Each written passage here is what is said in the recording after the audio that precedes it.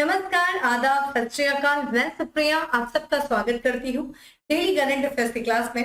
दोस्तों, जैसा कि आज 27 अक्टूबर है और आज की क्लास में हम 27 अक्टूबर से रिलेटेड जो कुछ भी इंपॉर्टेंट न्यूज है, जो कुछ भी इंपॉर्टेंट इवेंट्स हैं और उनसे भी संबंधित जो कुछ भी अन्य महत्वपूर्ण तथ्य हैं, उन सारी चीजों को आज की क्लास में हम डिस्कस करेंगे। तो चलिए जल्दी से आप सभी लोग सेक्शन से जुड़ जाइए और ज्यादा से ज्यादा लोगों को सेक्शन शेयर करिए ताकि ज्यादा से ज्यादा लोग इस क्लास का लाभ ले सके। तो चलिए जल्दी से जुड़ जाइए आप सभी लोग, और हाँ, चैनल को सब्सक्राइब करना और बेल आइकन को प्रेस करना आप ना भूलें, क्योंकि मैं डेली इसी समय आप लोग के साथ करंट अफेयर्स की क्लास में मिलती हूँ। तो चलिए देर नहीं करते हैं और अपनी क्लास को स्टार्ट करते हैं। और जैसा कि मैं आपसे बार बार कहती हूँ, जब भी मैं क्वेश्चंस को कर रही हूँ, कमेंट बॉक्स में आप सभी लोग आंसर करते रहिए और साथ ही साथ लाइक करते रहिए।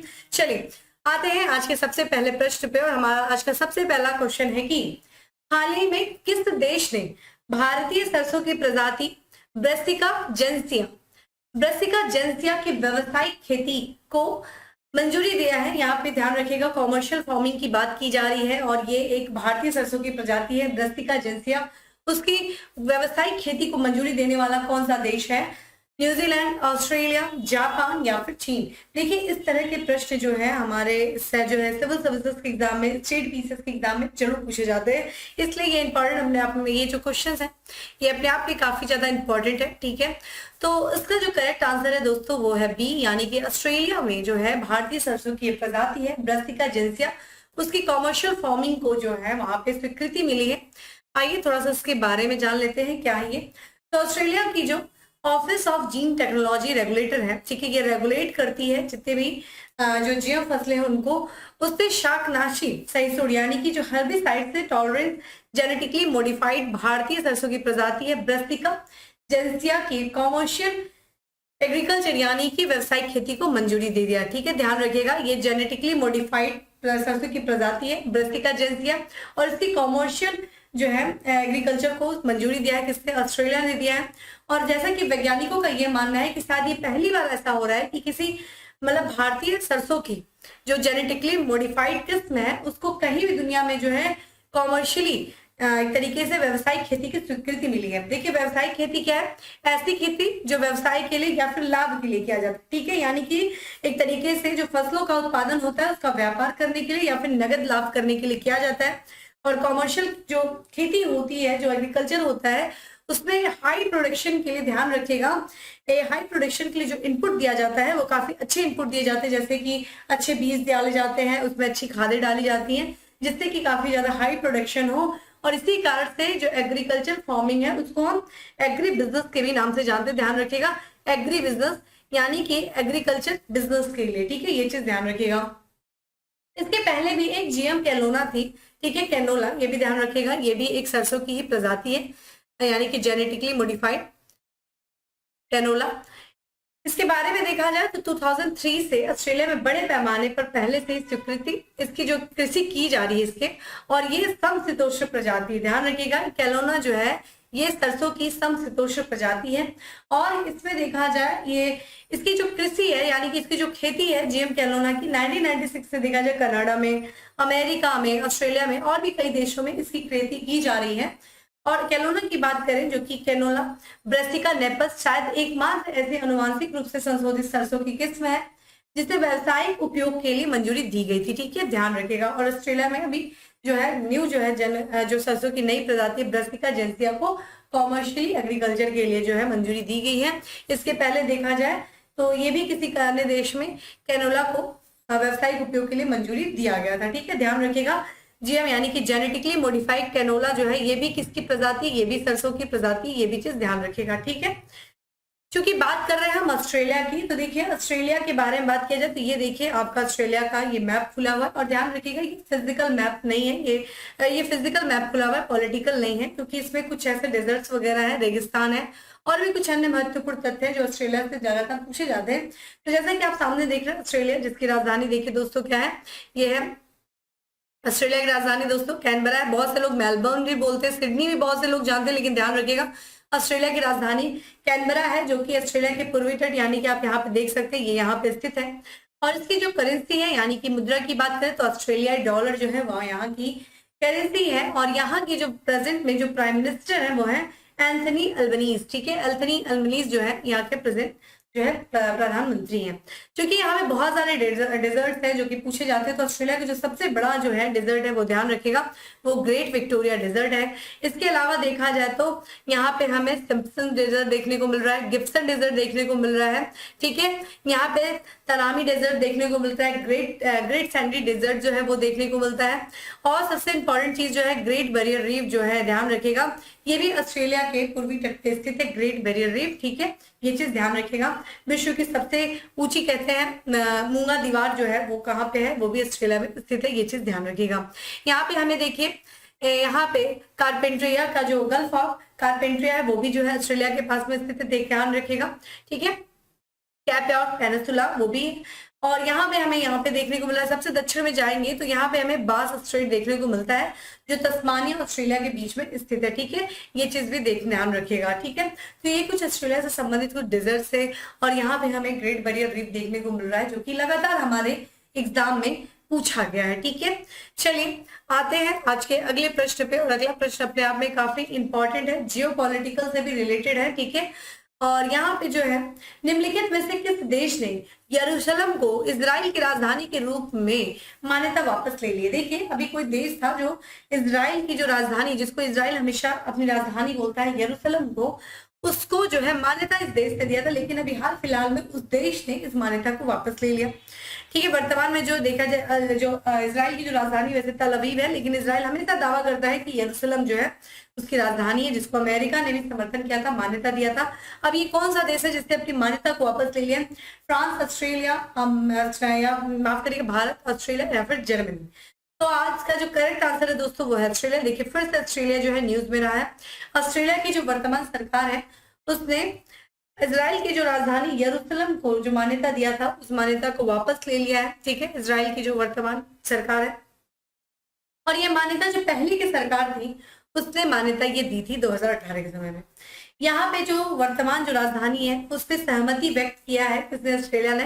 तो इजराइल की जो वर्तमान राजधानी है तल अवीव, जो कि आप यहाँ पे देखिए मैप है, और यहाँ पे आपको तल अवीव देखने को मिलेगा, मेडिटेरेनियन सी पे उसकी जो है सीमा लग रही है, इसी पे सहमति व्यक्त किया है। कारण यह है कि देखिए, जो इजराइल और एक फिलिस्तीन है जो कि विश्व के नक्शे से गायब है, ठीक है, तो फिलिस्तीन के बीच में तरीके से विवाद यरूशलेम को लेकर के काफी ज्यादा विवाद रहता है, और इस पूरे क्षेत्र को भी लेकर के रहता है। तो इसलिए उन दोनों के बीच में एक शांति वार्ता के हिस्से के रूप में देखा गया, मतलब ऑस्ट्रेलिया ने बोला कि दोनों ही देशों के बीच में शांति स्थापित हो सके, इसके लिए उसने यरूशलेम को, जो कि पूर्व की ऑस्ट्रेलिया की पूर्व की सरकार ने मान्यता दिया था कि ये ही राजधानी है इजराइल की, उस मान्यता को वापस ले लिया, जिससे कि इन दोनों ही इजराइल और फिलिस्तीन के बीच का जो विवाद है उस पर क्या किया जा सके, उसको कम किया जा सके, विवाद को खत्म किया जा सके, और दोनों के बीच जो है शांति वार्ता स्थापित हो सके, इसी को ध्यान में रखते हुए किया गया, ठीक है। यहाँ पे जो इजराइल की बात करें तो इजराइल जो पूरे यरूशलेम वो, ठीक है, ध्यान रखेगा कि जो पूरा क्षेत्र है यरूशलेम को अपना क्या मानता है, वो पूरा क्षेत्र अपना मानता है। देखिए, इजराइल ये जो यरूशलेम जो क्षेत्र है इसके बारे में थोड़ा जान लीजिए, ठीक है, क्यों इतना ये इंपॉर्टेंट है यरूशलेम। यरूशलेम देखिए 3 धर्मों के लिए, यहूदियों, मुस्लिम और ईसाई, इन तीनों ही धर्मों के लिए बहुत ही महत्वपूर्ण क्षेत्र रहा है। ये तीनों ही धर्म इस यरूशलेम को अपना पवित्र स्थान मानते हैं। यहूदीज जो है वो यहाँ पे अपना एक पवित्र स्थान मानते हैं जिसका नाम है दोस्तों टेम्पल माउंटेन, ठीक है, टेम्पल माउंटेन बोलते हैं, जो कि यरूशलेम में है, जिसे यहूदीज अपना सबसे पवित्र स्थान मानते हैं। वही मुस्लिम का मानना है कि यरूशलेम से ही पैगंबर मोहम्मद थे वो जन्नत की तरफ गए थे, ठीक है, मुसलमान मानते हैं। और ईसाई बोलते हैं कि जो ईसा मसीह थे, ईसा मसीह को सूली पर जो चढ़ाया गया था वो यरूशलेम में ही चढ़ाया गया था। और ईसाइयों का जो सबसे पवित्र जो है चर्च है सपुखर, ठीक है, सपुखर जो चर्च है वो यही स्थित है। इसी कारण से जो है यरूशलेम जो है वो तीनों धर्मों के लिए जो है महत्वपूर्ण क्षेत्र है। और जैसा कि आप जानते हैं 1948 में, ठीक है, ध्यान रखिएगा, 1948 में इजराइल बना था, ठीक है, और 1948 में इजराइल देश की स्थापना होने के बाद ही इजराइल और अरब देशों के बीच में जो है एक सीमा को लेकर के विवाद छिड़ गया, ठीक है, देखिएगा ध्यान से इस बारे में, ठीक है, लगातार विवाद चढ़ गया, और इसी के बीच में अरब देश एक तरफ और एक तरफ इजराइल, इनके बीच में युद्ध संघर्ष हो गया। जिसमें सबसे पहला जो युद्ध संघर्ष हुआ था वो हुआ था 1948 में हुआ था, ठीक है। उसके बाद जो है उसके बाद देखा जाए धीरे धीरे इजराइल जो है अपनी शक्ति को बढ़ाता गया, इन क्षेत्रों पर कब्जा करता गया। उसके बाद जो दूसरा युद्ध हुआ वो हुआ था 1966 से 1967 के बीच में। और फिर तीसरा देखें यहाँ पे युद्ध हमें देखने को मिलता है, वो है 1967 में 6 दिवसीय युद्ध। ठीक है, ये 6 दिवसीय युद्ध हुआ था, 6 दिनों तक युद्ध चला था, एक तरफ अरब देश एक तरफ इजराइल, और इस 6 दिवसीय युद्ध में इजराइल की जीत हुई। और इसी के साथ साथ पूरा जो मिडिल ईस्ट है उस पूरे मिडिल ईस्ट का नक्शा ही बदल गया। किस तरीके से जो है मिडिल ईस्ट का नक्शा बदला आप देख सकते हैं। जो इजराइल जो कभी छोटा सा देश हुआ था उसने विभिन्न क्षेत्रों पर कब्जा कर लिया, जैसे कि इसने यहाँ पे जो ये सीरिया है, सीरिया से इसने देखा जाए वेस्ट बैंक, और यहाँ पे आपको देखने को मिलेगा गाजा पट्टी। ठीक है, माफ करिएगा, यहाँ पे वेस्ट बैंक हो गया, ठीक है, वेस्ट बैंक हो गया, और गोलन हाइट। ठीक है, यहाँ पे आप देख सकते हैं ये गोलन हाइट है, ये सीरिया से इसने छीन लिया और उस पर अपना अधिकार कर लिया। जॉर्डन से इसने देखा जाए, यहाँ पे आप ये देखिए, जॉर्डन से इसने जो है पूर्वी यरूशलेम के क्षेत्र पर कब्जा कर लिया, क्योंकि ध्यान रखिएगा 1948 में जब ये बना था कौन, इजराइल, तो 1948 में इजराइल के बनने के बाद 1949 में जो है जॉर्डन का, माफ करिएगा, जेरूसलम का 2 भाग में जेरूसलम बढ़ गया था, पूर्वी और पश्चिमी। पूर्वी पे देखा जाए यहाँ पे जॉर्डन था, और यहाँ से पूर्वी से इससे कब्जा कर लिया 6 दिवसीय युद्ध के बाद, और इजराइल से इसने गाजा पट्टी ले लिया। ठीक है, ये चीज ध्यान रखिएगा, इन पूरे लगभग क्षेत्रों पर इसने अपना अधिकार कर लिया, किसने, इजराइल ने। और 1967 के जो 6 दिवसीय युद्ध के बाद जो इसने पूर्वी जेरूसलम पे अधिकार किया था वो अधिकार बढ़ाता गया, और धीरे धीरे आज के 6 दिन में उसने पूरे जो है जेरूसलम पर अपना अधिकार कर लिया। ये चीज ध्यान रखिएगा, पूर्वी जेरूसलम पे कब्जा कर लिया। और इसी पूर्वी जेरूसलम जो कि फिलिस्तीन, जो कि आज वर्तमान में नक्शे में नहीं है, वो अपने आप को जो भविष्य में जब आगे जब वो एक राज्य किसी देश के रूप में स्थापित हो, तो फिलिस्तीन जो है उसे पूर्वी ही भाग को, जेरूसलम के पूर्वी भाग को अपने राज्य की राजधानी के रूप में मानता है और उसका दावा करता है। और यही कारण है कि लगातार जो है आप देखेंगे इजराइल और फिलिस्तीन के बीच में यरूशलेम जो है काफी विवाद का कारण है, और ये 3 धर्मों के यहूदी, मुसलमान और ईसाइयों के बीच में भी एक विवाद का कारण रहा था। ठीक है, तो ध्यान रखिएगा 6 दिवसीय युद्ध कब हुआ था, 1967 में हुआ था। एक तरफ इजराइल और एक तरफ दोस्तों कौन था, अपना अरब देश थे। इजराइल जिसकी राजधानी देखिए अभी तल अवीव माना जाता है। अगर हम अमेरिका को देखें तो वो जो है यरूशलेम को मान्यता देता है, ऑस्ट्रेलिया ने मान्यता को वापस ले लिया। और इजराइल की सीमा भी आप देख सकते हैं, देखिए मेडिटेरेनियन सी से लगा हुआ है, इधर इजिप्ट है, इधर देखा जाए तो जॉर्डन है। ठीक है, और फिर यहाँ पे देखा जाए सीरिया है, और इधर से लेबनान है। प्रश्न आपसे एक बार पूछा गया था कि जो है ये सीरिया मतलब कौन सा देश जो है मेडिटेरेनियन सी से नहीं लगा हुआ, ये भी पूछा गया था। वही जॉर्डन की स्थिति देखा जाए तो मेडिटेरेनियन सी और डेड सी के बीच में स्थित है। डेड सी जो कि किसके इजराइल और जॉर्डन के बीच में स्थित है। ये चीज भी ध्यान रखिएगा, थोड़ा सा मैपिंग साथ में करते रहा करिए। मैंने आप लोगों से बोला भी था कि एटलस खरीद लीजिए, अगर जिन लोगों के पास है वो लोग एटलस ओपन करके बैठे, और जिन लोगों के पास नहीं है वो परचेस कर ले मार्केट में जाकर के, और कोशिश करिएगा इंग्लिश में एटलस लीजिएगा। हिंदी में काफी ज्यादा कुछ हमें गलतियां भी देखने को मिलती है। चलिए आते हैं अब अपने नेक्स्ट क्वेश्चन पे, और हमारा अगला आज का क्वेश्चन है कि निम्नलिखित में से किस राज्य सरकार ने trees beyond forest in India toffee कार्यक्रम की शुरुआत की है। ठीक है, मतलब फॉरेस्ट के भी बाहर जो है वृक्षारोपण करना एक कार्यक्रम की शुरुआत किया है। राजस्थान ने, असम ने, मेघालय ने या फिर सिक्किम ने। तो दोस्तों इसका जो करेक्ट आंसर है वो है असम। असम सरकार ने ट्रीज बियॉन्ड फॉरेस्ट या फिर trees outside forest in India, इसको टोफी बोल सकते हैं। और यहाँ पे बात करते हैं इस कार्यक्रम की, तो असम सरकार और साथ ही साथ यूएस की एक एजेंसी है जिसका नाम है यूएस एजेंसी फॉर, ठीक है, US agency for development, international development. US add का फुल फॉर्म ध्यान रखिएगा, US agency for international development. उन्होंने, इन लोगों ने मिलकर यानी कि असम सरकार ने और यूएस एड ने trees outside forest in India यानी कि भारत में जंगल के बाहर के पेड़ कार्यक्रम की शुरुआत की है। जंगल के भी बाहर जो है बाहर वृक्षारोपण करना। कार्यक्रम का देखिए उद्देश्य क्या है, जितने भी जो किसान वर्ग हैं, ठीक है, जो कंपनी है, जो निजी संस्था है, उन सभी को एक साथ लाना और इसी के माध्यम से जो है पारंपरिक जंगल के बाहर वृक्षों के कवरेज का विस्तार करना। इन यानी कि किसानों के माध्यम से, कंपनियों के माध्यम से, जो निजी संस्थानें हैं, उन सब के माध्यम से जो है जंगल के बाहर वृक्षारोपण करना, वृक्ष के क्षेत्र को बढ़ाना, ज्यादा से ज्यादा पेड़ लगाना।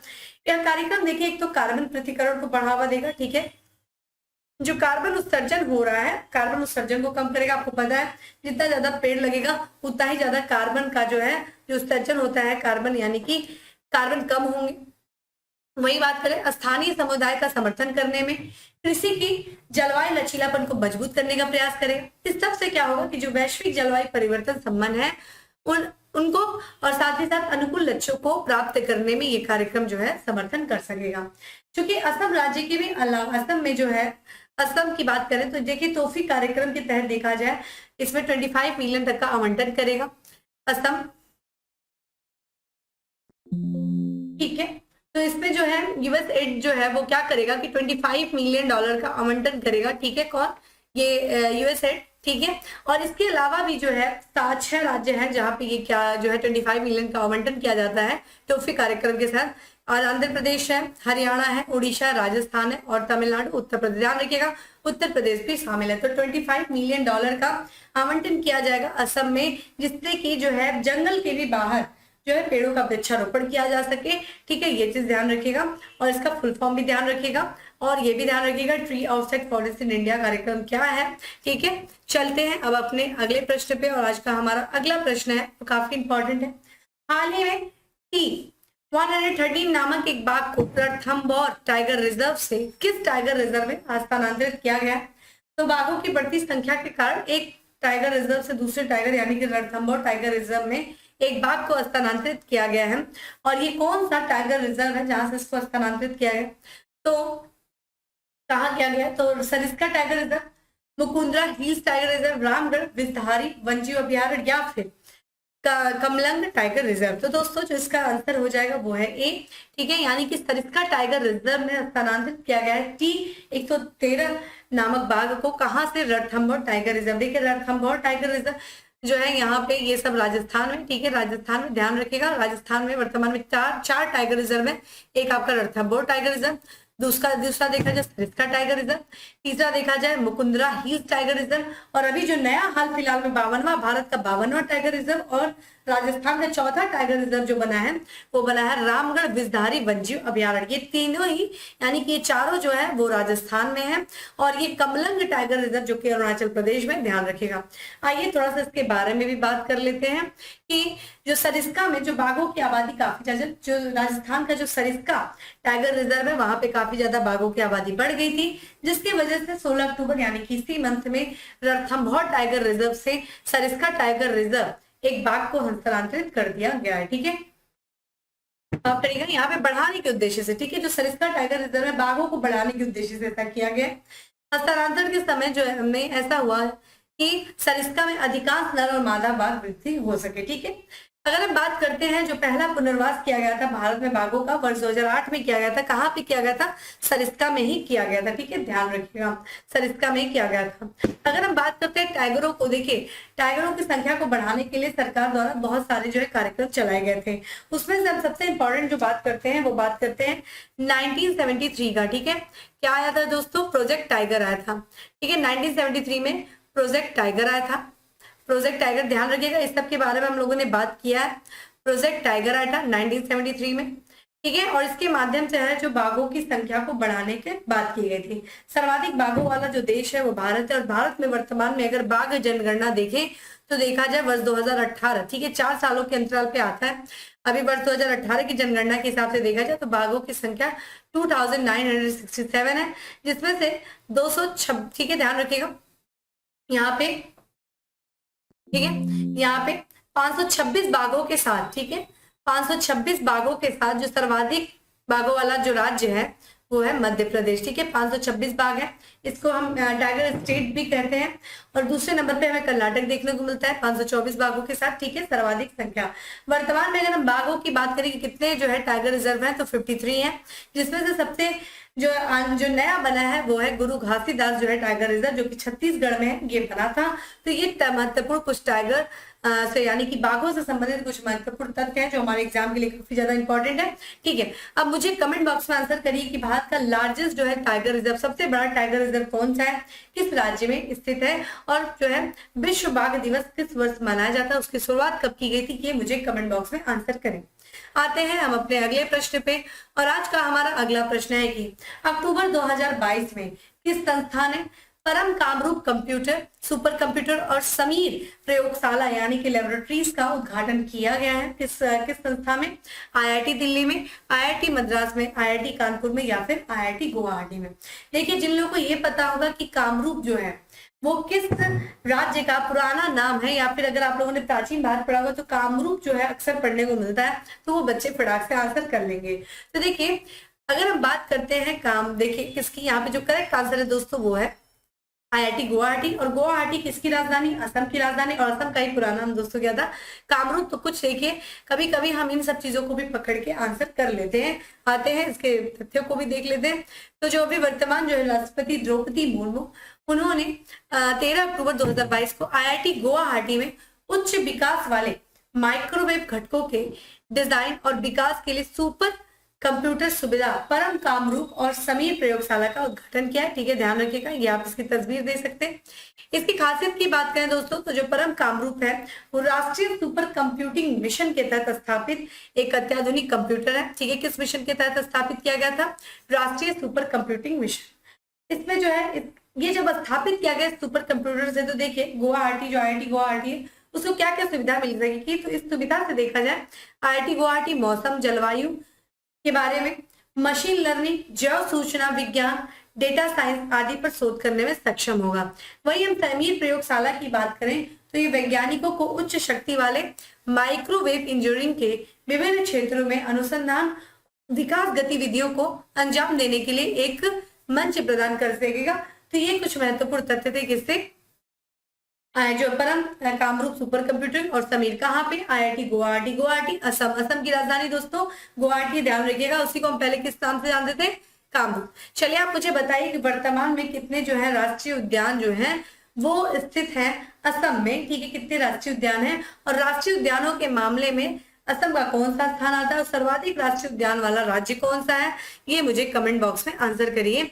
आते हैं आज के अगले प्रश्न पे। आज का हमारा अगला प्रश्न है कि निम्नलिखित में से किस संस्था के द्वारा लिविंग प्लैनेट रिपोर्ट 2022 जारी की गई? तो देखिए, लिविंग प्लैनेट रिपोर्ट जो भी जारी किया जाता है उससे संबंधित प्रश्न पूछा जाता है, कुछ रिपोर्ट से संबंधित तथ्य भी पूछे जाते हैं, और किसके द्वारा जारी किया गया ये भी पूछा जाता है। IUCN, WWF या फिर UNEP या फिर NGT। तो दोस्तों जो इसका करेक्ट आंसर हो जाएगा वो है बी, यानी कि वर्ल्ड वाइड फंड के द्वारा जो है लिविंग प्लैनेट रिपोर्ट 2022 जारी किया गया। आइए इसके बारे में तो देख लेते हैं क्या है इसका तथ्य। तो world wide fund for nature, ठीक है, ध्यान रखिएगा, इसका जो नया नाम है WWF का वो है world wide fund for nature. इसी के द्वारा जो है लिविंग प्लैनेट रिपोर्ट जारी की जाती है, और इस वर्ष 2022 में जारी किया गया, और प्रति के 2 वर्षों के अंतराल पे किया जाता है। ध्यान रखिएगा, अंतराल में पूछता है कि कितने वर्षों पे किया जाता है, क्या ये द्विवार्षिक होती है या फिर। तो ध्यान रखिएगा, जो लिविंग प्लैनेट रिपोर्ट है वो world wide fund for nature के द्वारा जारी किया जाता है। कितने वर्षों के अंतराल पे? 2 वर्षों के अंतराल पे जारी किया जाता है। 2 वर्ष में 2020 में आया था, अब 2022 में आया है। इसमें देखिए क्या बात की गई है रिपोर्ट में, जो बताया गया है कि जो पिछले 50 साल में देखा जाए दुनिया भर में जितने भी स्तनधारी हैं, जो पक्षी हैं, जो उभयचर हैं, जो सरीसृप हैं, जो मछलियां हैं, उनकी वाइल्ड संख्या जो है उसमें गिरावट देखने को मिली है। लगभग 69% गिरावट देखने को मिल रहा है। तो जलवायु परिवर्तन का इन पे जो है, ये जो जीव है, इन प्रजातियों पर बहुत ही नकारात्मक प्रभाव देखने को मिल रहा है, और इन 50 सालों में लगभग 69% इनकी जो है संख्या पे गिरावट देखने को मिली है। अगर हम बात करते हैं सबसे ज्यादा जो गिरावट देखने को मिली है, लगभग 94%, वो लैटिन अमेरिका और कैरिबियाई क्षेत्र, उसी क्षेत्र से लगा हुआ कैरेबियन जो क्षेत्र है वहां पे जो है हमें देखने को मिल रहा है सबसे ज्यादा गिरावट। विश्व स्तर पे बात करें तो जो मीठे पानी की प्रजातियों की आबादी में भी गिरावट देखने को मिली है 83%। ठीक है, 83% गिरावट देखने को आई है, और जो इस बात की साथ ही इस बात की पुष्टि कर रहा है कि पृथ्वी पर जो जैव विविधता, जो जलवायु जो है, पृथ्वी जो देखा जाए जैव विविधता का और जलवायु संकट का सामना कर रहा है। ये रिपोर्ट इस बात की पुष्टि कर रहा है, क्योंकि लगातार जिस तरीके से प्रजातियों की संख्या में गिरावट दिख रही है उसके कारण से पृथ्वी पर जैव विविधता जो है वो संकट में है। अगर हम बात करते हैं WWF के, तो ये जैव विविधता के लिए 6 प्रमुख खतरों की पहचान करता है। इसमें देखिए कृषि है, शिकार है, लॉगिंग, देखिए लॉगिंग क्या होता है, देखिए आप देखते होंगे ना, लकड़ियों को क्या किया जाता है, लकड़ियों को जो पेड़ होते हैं उनको काट करके उनकी प्रोसेसिंग करके और उनका एक स्थान से दूसरे स्थान पे ले जाकर के इकट्ठा कर दिया जाता है ताकि उनको ट्रांसपोर्ट के लिए ले जाया जाए, ठीक है, ट्रांसपोर्ट के लिए एक जगह इकट्ठा किया जाता है, उसी को लॉगिंग कहते हैं, ठीक है। लॉगिंग की भी वजह से जो है हमारे पर्यावरण जैव विविधता को खतरा, प्रदूषण की वजह से खतरा है, आक्रामक प्रजातियां जो आ जाती है वो भी जैव विविधता के लिए खतरा, और जलवायु परिवर्तन, ये 6 जो है प्रमुख क्षेत्र है, प्रमुख खतरों की पहचान की गई किसके द्वारा, WWF के द्वारा। अगर हम बात करें WWF की तो आइए इसके बारे में भी देख लेते हैं। ये संस्था जो कि लिविंग प्लैनेट रिपोर्ट 2 वर्षों पे जारी करती है, इसकी जो है देखिए हिंदी में इसको देखा जाए तो क्या बोलते हैं, प्रकृति के लिए संरक्षण हेतु विश्वव्यापी कोष, ठीक है, world wide fund for nature. इसके बारे में बात किया जाए तो ये एक अंतरराष्ट्रीय गैर सरकारी संगठन है। इसकी स्थापना दोस्तों 1961 में हुई थी और इसका जो है हेडक्वार्टर यानी कि मुख्यालय वो ग्लैंड जो कि स्विट्जरलैंड में स्थित है वहां है। इसका लक्ष्य क्या है, जितने भी वन्य जीवन है, वन्य जीवन का संरक्षण करना और जो पर्यावरण पे जो मानवीय प्रभाव है, जो मानवीय गतिविधियों की वजह से जो पर्यावरण का क्षरण हो रहा है, जो हानि आ रही, उनको कम करना, ये इसका लक्ष्य है। पहले इसको देखिए किस नाम से जाना जाता था, विश्व वन्यजीव कोष यानी कि वर्ल्ड वाइड फंड के नाम से जाना जाता था। अब इसे world wide fund for nature यानी कि प्रकृति के संरक्षण के हेतु विश्वव्यापी कोष के नाम से जाना जाता है।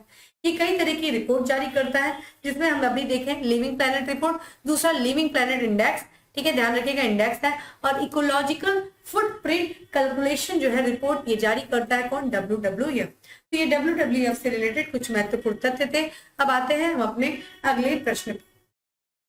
आज का हमारा अगला प्रश्न है कि निम्नलिखित में से किस राज्य में वेस्तु वर्ष मनाया गया, ठीक है, वेस्तु वर्ष जो है वो मनाया गया, महाराष्ट्र में, कर्नाटक में, गुजरात में या फिर उत्तर प्रदेश में। दोस्तों ये गुजरात का ये नव वर्ष होता है वेस्तु वर्ष, इसे जो है मनाया गया दीपावली के अवसर पे। और यहाँ पे बात करते हैं तो गुजराती नव वर्ष यानी कि वेस्तु, ठीक है, तो गुजरातियों में जो नव वर्ष किसको क्या कहा जाता है, वेस्तु, और इसको 26 अक्टूबर 2022 को हर्षोल्लास से मनाया गया, ठीक है। तो दीपावली के दिन से जो है ये नए वर्ष की शुरुआत मानते हैं गुजराती और वहां पे वेस्तु वर्ष मनाया जाता है। वेस्तु वर्ष जो कि अभी वर्तमान में देखा जाए नव वर्ष विक्रम संवत 20 यहाँ पे 2079 की शुरुआत 26 अक्टूबर से हो रही है। देखिए विक्रम संवत जो है 57 ईस्वी पूर्व का माना जाता है, ठीक है।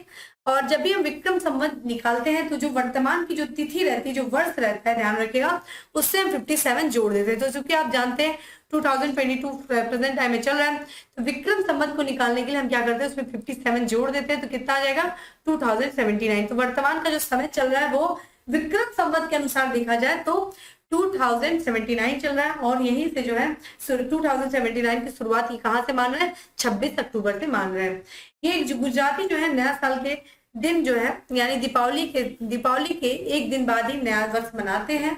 और हिंदू कैलेंडर के अनुसार देखा जाए ये वर्ष जो है गुजरातियों के लिए कार्तिक महीने में शुक्ल पक्ष की प्रतिपदा आता है, ठीक है।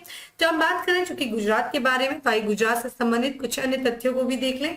जैसा कि आप जानते हैं गुजरात जो कि भारत के पश्चिमी जो है भाग में स्थित है और इसकी जो सीमा है एक अंतरराष्ट्रीय सीमा है और मेडिटेरेनियन सी और कुछ राज्यों से लिखती है। अंतरराष्ट्रीय सीमा की दोस्तों बात किया जाए तो गुजरात जो है वो पाकिस्तान से अपनी सीमा को साझा करता है और यहाँ पे अरब सागर से अपनी सीमा को लगाता है। वही बात करते हैं जो राज्यों में, तो यहाँ पे उत्तर में राजस्थान, पूर्व में देखा जाए तो मध्य प्रदेश, फिर हमें महाराष्ट्र और केंद्र शासित प्रदेश दादरा नगर हवेली दमन द्वीप से भी अपने सीमा को साझा करता है, ठीक है। तो ये आपका हमें देखने को मिल रहा है। चूंकि गुजरात में हम बात करते हैं गुजरात की राजधानी, तो गुजरात की जो राजधानी है दोस्तों वो है गांधीनगर, ठीक है। और यहाँ के वर्तमान जो गवर्नर है यानी कि राज्यपाल वो है आचार्य देवव्रत और यहाँ के जो वर्तमान मुख्यमंत्री हैं यानी कि चीफ मिनिस्टर वो है भूपेंद्र भाई पटेल। अगर हम संसदीय क्षेत्रों की बात करें तो जो राज्यसभा की जो सीटें हैं गुजरात की वो राज्यसभा में 11 सीटें, वही लोकसभा में 26 सीटें जो है वो इसकी हैं गुजरात की हैं। कुछ अन्य महत्वपूर्ण तथ्य जो भी हाल फिलहाल में गुजरात से संबंधित रहे यानी कि कुछ करंट अफेयर्स गुजरात से संबंधित, जिसमें सबसे पहला अभी हम लोगों ने कुछ दिन पहले चर्चा भी किया था कि भारत की समृद्ध विरासत समुद्री इतिहास का प्रदर्शन करने के लिए राष्ट्रीय समुद्री विरासत परिषद का निर्माण किया जा रहा है। कहाँ पे किया जा रहा है, लोथल में किया जा रहा है जो कि गुजरात में स्थित है, ठीक है। यहाँ पे सेमीकंडक्टर नीति को शुरू करने वाला भारत का जो पहला राज्य था वो कौन बना है, गुजरात है। सेमीकंडक्टर नीति को शुरू करने वाला भारत का पहला राज्य गुजरात। देश के पहले गोल्ड स्पॉट एक्सचेंज की शुरुआत करने वाला कौन सा राज्य है? गुजरात है। और कहां से शुरुआत किया था? तो गांधीनगर, यानी कि गुजरात अपनी राजधानी से देश के पहले गोल्ड स्पॉट एक्सचेंज की शुरुआत की थी। देश का पहला राज्य है जिसने बालिका पंचायत की शुरुआत किया है, ध्यान रखिएगा, बालिका पंचायत की शुरुआत करने वाला राज्य कौन सा है? गुजरात है। तो ये कुछ महत्वपूर्ण तथ्य हैं जो गुजरात से संबंधित हैं। अब आते हैं अपने अगले प्रश्न पे, और आज का हमारा अगला प्रश्न है कि हाल ही में किस शहर में 10वीं राष्ट्रीय पैनकेक सिलाट चैंपियनशिप का उद्घाटन किया गया? श्रीनगर, देहरादून, इंदौर या फिर मुंबई? तो दोस्तों जिसका करेक्ट आंसर है वो है श्रीनगर। श्रीनगर में 10वीं राष्ट्रीय पैनकेक सिलाट चैंपियनशिप का उद्घाटन किया गया। आइए इसकी व्याख्या को देख लेते हैं। तो जैसा कि आप यहाँ पे देख रहे हैं, श्रीनगर जो कि जम्मू कश्मीर की राजधानी है, और श्रीनगर का एक स्टेडियम है जिसका नाम है शेर कश्मीर इंदौर। ठीक है, देखिए ये ध्यान रखिएगा, इंदौर नहीं है, इंडोर है। ठीक है, इंडोर स्पोर्ट्स स्टेडियम में सीनियर और मास्टर पुरुष और महिलाओं के लिए 10वीं राष्ट्रीय पैनकेक सिलाट चैंपियनशिप का उद्घाटन किया गया है। इसका जो ये प्रायोजित किया जा रहा है, ये चैंपियनशिप जो है वो जम्मू कश्मीर काउंसिल के द्वारा प्रायोजित की जा रही है, और इसका जो आयोजन किया जा रहा है वो भारतीय पैनकेक सिलाट एसोसिएशन के बैनर तले जम्मू कश्मीर के पैनकेक सिलाट एसोसिएशन के द्वारा जो है इसका आयोजन किया जा रहा है। आपके लिए सबसे ज्यादा इंपॉर्टेंट बस ये जानना है कि 10वीं राष्ट्रीय पैनकेक सिलाट चैंपियनशिप का उद्घाटन श्रीनगर में किया गया। ठीक है, ध्यान रखिएगा। अब आते हैं आज के अगले प्रश्न पे, और आज का हमारा अगला प्रश्न है कि जलवायु परिवर्तन अंतर्राष्ट्रीय सम्मेलन कहाँ आयोजित किया गया? हिमाचल प्रदेश में, जम्मू कश्मीर में, हरियाणा में या फिर गोवा में? तो दोस्तों इसका भी जो करेक्ट आंसर है वो जम्मू कश्मीर। जम्मू कश्मीर में जो है अंतर्राष्ट्रीय परिवर्तन पर, माफ करिए, जलवायु परिवर्तन पर अंतर्राष्ट्रीय सम्मेलन का आयोजन किया गया है। तो जैसा कि आप देख रहे हैं व्याख्या में, जम्मू कश्मीर में मौजूदा जलवायु परिवर्तन परिदृश्य और इसके बढ़ते जोखिम, जो जलवायु परिवर्तन हो रहा है जो, और उस जलवायु परिवर्तन के वजह से जो जोखिम बढ़ रहा है, इन सब पर एक चर्चा किया गया, एक सम्मेलन किया गया जो कि 2 दिवसीय था। ये अंतर्राष्ट्रीय सम्मेलन था, और इसका आयोजन देखिए किसके द्वारा किया गया? तो इसका आयोजन महिला रिसर्च फाउंडेशन द्वारा, समाज कल्याण विभाग और शेर कश्मीर कृषि विज्ञान और प्रौद्योगिकी विश्वविद्यालय जम्मू के साथ मिलकर किया गया था। ठीक है, तो ध्यान रखिएगा, अभी हाल ही में जलवायु परिवर्तन पर अंतर्राष्ट्रीय सम्मेलन कहाँ किया गया? जम्मू कश्मीर में किया गया। अब आते हैं आज के अंतिम प्रश्न पे, और आज का हमारा लास्ट क्वेश्चन है कि हाल ही में किस फिल्म को international federation of film critics द्वारा सर्वश्रेष्ठ भारतीय फिल्म घोषित किया गया है? तो उसका देखिए, इसमें ऑप्शन क्या है? छेलो शो, वेबल्स, पंथेर पांचाली या फिर वेशाई? तो दोस्तों इसका जो करेक्ट आंसर है वो है सी, पथेर पांचाली को international federation of film critics के द्वारा अब तक की सबसे सर्वश्रेष्ठ फिल्म घोषित किया गया, भारतीय फिल्म। तो जैसा कि एक महान फिल्म निर्माता है जिनका नाम है सत्य रे, तो सत्य रे के जो है सत्यजीत रे, इन्हीं के द्वारा जो है इस फिल्म को बनाया गया था, और ये फिल्म निर्माता है सत्यजीत रे, इनके द्वारा ये निर्मित फिल्म है जिसका नाम है पथेर पांचाली। पथेर पांचाली को international federation of film critics के द्वारा अब तक की सर्वश्रेष्ठ भारतीय फिल्म घोषित किया गया। ध्यान रखिएगा, इस फिल्म का जो बनाई गई थी, इस फिल्म को जो रिलीज किया गया था 1955 में किया गया था, और जैसा कि हमने बताया सत्यजीत रे काफी महान फिल्म निर्माता थे, इनको कई तरीके के जो है पुरस्कारों से सम्मानित किया गया था, जिसमें से इन्होंने 36 जो है भारतीय राष्ट्रीय फिल्म पुरस्कार जीता था, एक अकादमी मानद पुरस्कार जीता था, इसी के साथ साथ 1992 में इनको भारत रत्न से भी सम्मानित किया गया था। इसलिए बहुत इंपॉर्टेंट है, अक्सर पूछा जाता है निम्न में से कौन भारत रत्न से सम्मानित नहीं है, उसमें सत्यजीत रे का भी नाम होगा। ध्यान रखते हैं, एक ऑप्शन जो है अब नहीं होगा, तो ध्यान रखिएगा, जो है भारत रत्न जितने भी पुरस्कार जितने लोग को मिला उसकी भी लिस्ट देख लीजिएगा। तो सत्यजीत रे के द्वारा निर्मित फिल्म पंथेर पांचाली को जो है international federation of film critics के द्वारा अब तक की, ध्यान रखिएगा, अब तक की सर्वश्रेष्ठ भारतीय फिल्म घोषित किया गया है। ठीक है, तो दोस्तों इस तरीके से था आज का हमारा 10 MCQs। अब आ जाते हैं फैक्ट्स ऑफ द डे पे। सबसे पहला आज का हमारा फैक्ट्स ऑफ द डे है कि वेस्ट इंडीज क्रिकेट टीम के कोच ने अपने पद से इस्तीफा दे दिया है, और प्रश्न पूछा है कि वेस्ट इंडीज के क्रिकेट टीम के कोच कौन थे जिन्होंने अपने पद से इस्तीफा दिया है? तो कोच फिल सिमंस जो है इन्होंने इस्तीफा दे दिया है। संयुक्त राष्ट्र के कई प्रमुख लक्ष्य हैं, उसमें से एक प्रमुख लक्ष्य विश्व में शांति स्थापित करना। तो विश्व में शांति किस तरीके से स्थापित की जाएगी? जब लोगों को जो है निःशस्त्रीकरण, यानी कि जब शस्त्र जिसके हाथ में नहीं रहेगा तो युद्ध नहीं होगा, युद्ध नहीं होगा तो लोगों मतलब विश्व में शांति बनी रहेगी। तो विश्व शांति स्थापित करने के उद्देश्य से जो है संयुक्त राष्ट्र प्रत्येक वर्ष निःशस्त्रीकरण सप्ताह मनाता है, जो कि कब से 24 से लेकर के 30 अक्टूबर, तो ये वर्ष देखिए इसी समय चल रहा है। भारत तिब्बत सीमा पुलिस का 61वां स्थापना दिवस मनाया गया। कब मनाया गया दोस्तों? 24 अक्टूबर 2022 को मनाया गया। हाल ही में शतरंज खेलने वाले शीर्ष 12 देशों में शामिल कौन हो गया दोस्तों? तो खेलने वाले शीर्ष 12 देश में भारत शामिल हो गया। और एक पुस्तक है जिसका हाल ही में विमोचन किया गया है, जिसका नाम है from dependence to self reliance. तो इस पुस्तक के लेखक कौन है? डॉक्टर बिमल जलान। ठीक है, तो ये था कुछ महत्वपूर्ण फैक्ट्स ऑफ द डे। तो इस तरीके से था दोस्तों आज का हमारा करंट अफेयर्स। और इस दौरान जब हम लोगों ने क्वेश्चन को डिस्कस किया तो उस दौरान हम लोगों ने कुछ अन्य भी क्वेश्चंस मैंने आपसे पूछे, जिसकी उम्मीद करती हूँ कि आप लोग आंसर करोगे। चलिए फिर मिलते हैं हम अपने अगले सेशन में, तब तक के लिए bye, have a good day, stay safe and stay happy.